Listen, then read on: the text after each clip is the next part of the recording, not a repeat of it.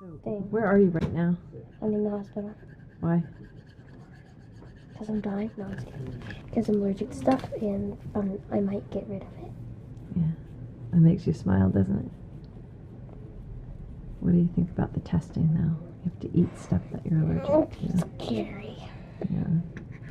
I think I'm gonna die. Hopefully I won't.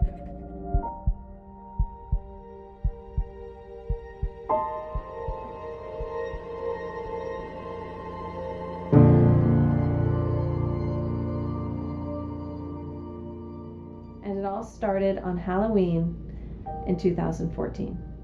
He almost passed out before he made it back to the bed. And when he got into the bed, he said he wanted to fall asleep, which was very concerning to the staff. And at that point, they called the code white.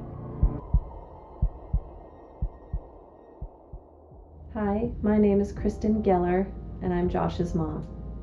One day, a friend of mine told me that she read something in the Wall Street Journal about a food study that Stanford Hospital was doing for food allergies. And she suggested that I read the article. So I read the article and I went straight to the Stanford website and I watched a video, and it was a young girl who had multiple food allergies, and after going through their multiple food allergy study, she was able to eat everything she was previously allergic to. And that just blew my mind, and I knew right away that we had to give it a try. Maybe up to 6 months later, they called us and said they were starting a multi-allergen study and asked us when we could come in and start the process of the food challenges to measure how allergic the patient is to the allergen. So when we first arrived at the hospital, it was a very relaxed setting and everybody was super friendly. All the nurses and technicians were very good with kids and really easy to be around. Going in for the food challenges was not easy.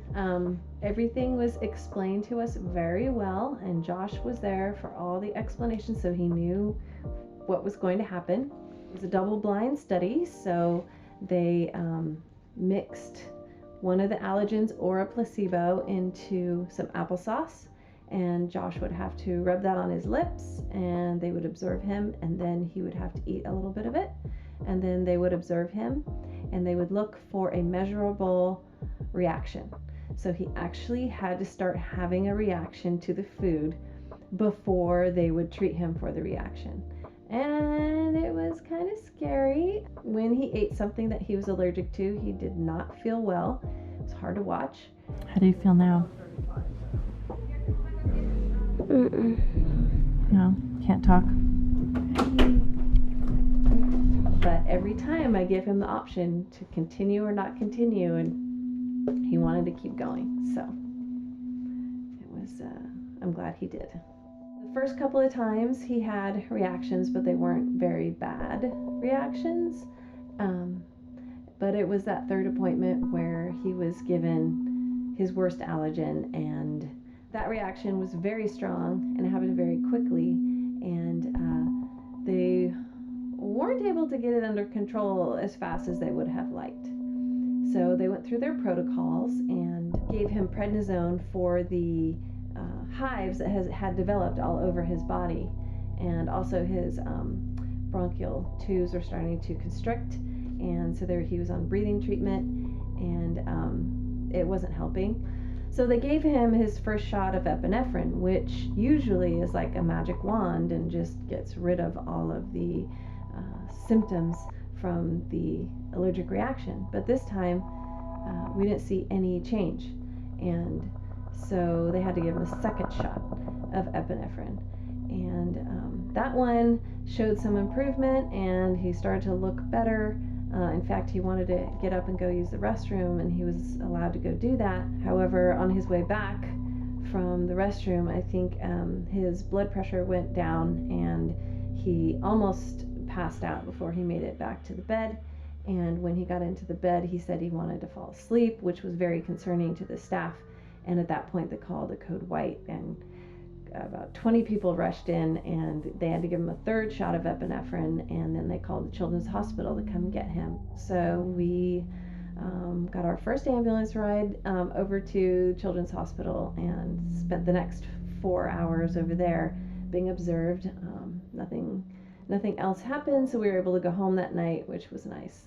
We continued on with the food allergy challenges, and they said he could do something called the follow group, which was even better for us because he wouldn't be in a double-blind study where he'd be possibly given placebo and then have to do food challenges along the way. Instead, what they did was they just had us come in for regular appointments and do blood draws and skin tests and follow a child with multiple food allergens over the same period as the study to see if any significant changes occurred. And what they really wanted was his blood, because they used to call it liquid gold, because all the studies they did on the blood was how they learned about how the cells reacted to the allergens and trying out new and different things. And every time it was getting his skin pricked for local reactions, which were very itchy, and getting blood draws, and that means like several vials of blood each time. So I don't think any kid makes it through that study and still has a fear of needles. They get very used to it. They had figured out that an asthma drug called Xolair would speed up the process of becoming desensitized to foods, because it inhibits the histamine response on a cellular level and trains the cells not to react to the proteins. So to use that drug, they had to give Josh 2 shots simultaneously in the back of his arms. So it was not his favorite thing. And it's a kind of a thick drug, so the needle's a little bit bigger, and it has to go in really slowly, and there has to be 2 nurses doing it at the exact same time, and it's uncomfortable. But he did it. He had to get those shots, I think, 6 different times. After the 3rd shot, though, we were able to start him on actually eating a tiny bit of the foods that he was allergic to.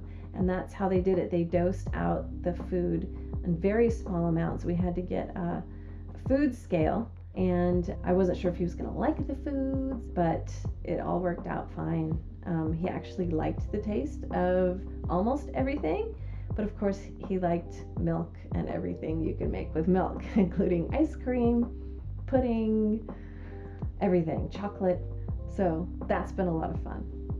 I think Josh always knew that he wasn't just doing this study for himself, but he was also doing it for all the other kids with food allergies that would benefit from the research gathered from the study.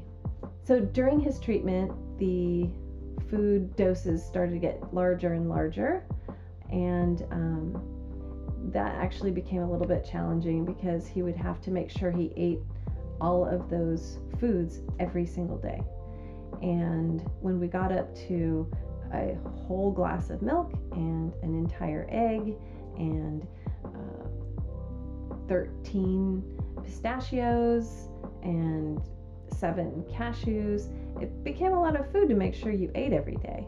So I tried to work it into his regular diet, but if we didn't, at the end of the day, he would have to eat a whole another meal almost.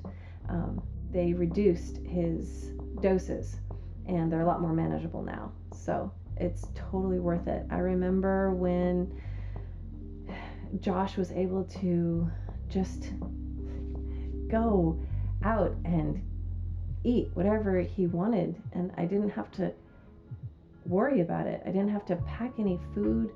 I didn't have to be careful about what I was shopping for at the store. I could buy anything I wanted to at the store.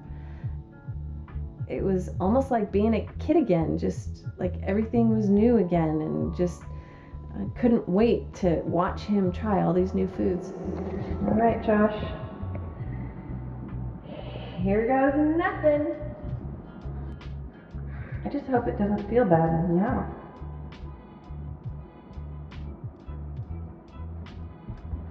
How does it feel in your mouth? Not like before? I have survived. Josh is going to eat egg for the first time. Go ahead.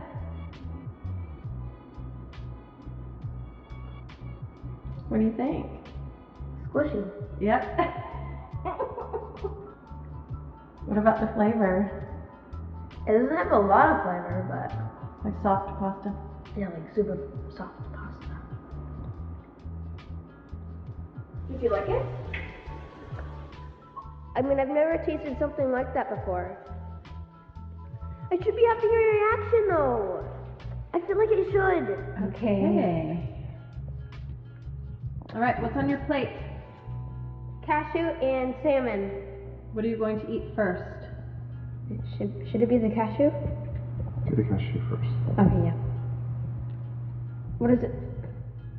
I'm so scared. I almost died last time I ate this. Okay. Let's take a little bit.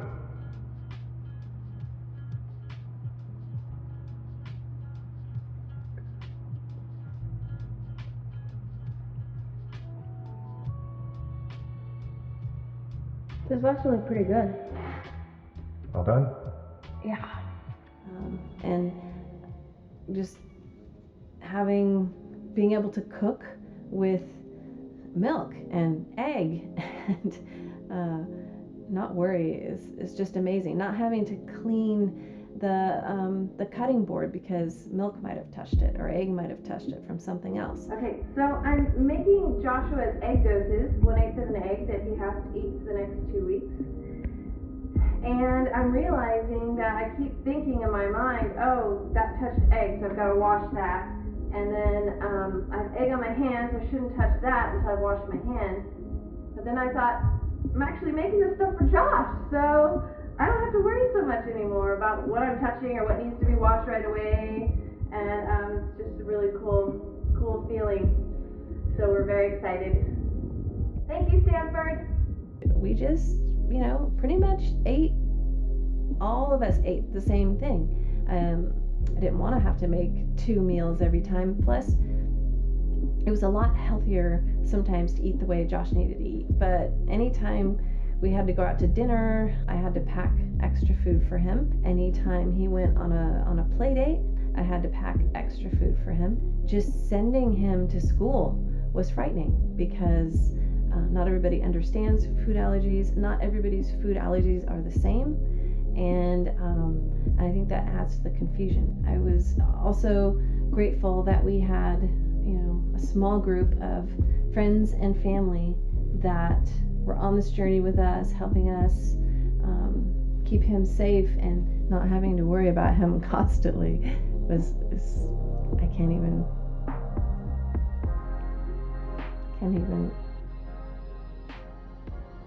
even express it.